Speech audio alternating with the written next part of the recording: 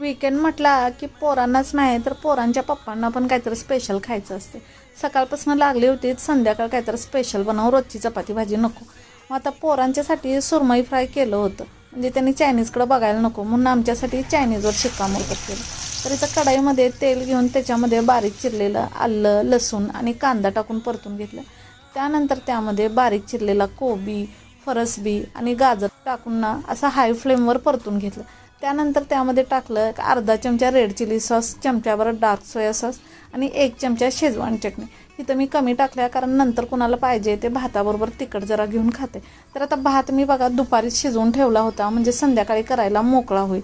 तर आता भात हा चांगला मिक्स करून घ्यायचा.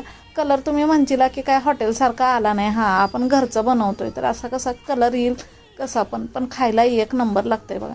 हॉटेलचं कलर टाकलेलं असते सगळं. तर इथं भात परतून झाल्यावर ह्याच्यामध्ये बारीक चिरलेली कांद्याची पात टाकली आणि चांगलं मिक्स केलं. तर भात तयार झाला म्हणून लगेच मग मंचाव सूप करायला घेतला. भाताबरोबर काय तर पाहिजे की नाही, मग बारीक चिरलेला लसूण, कांदा आणि थोडासा कोबी आणि गाजराचं तुकडं टाकलं.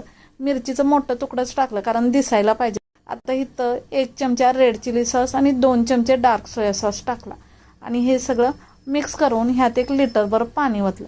आता ह्या पाण्याला उकळी येऊपर्यंत मी काय केलं, एका वाटीमध्ये अर्धी वाटी पाणी घेऊन त्याच्यामध्ये थोडं एक अर्धा चमचा कॉर्नफ्लॉवर टाकलं आणि हे मिक्स करून ही प्युरी ह्या उकळलेल्या पाण्यामध्ये टाकली.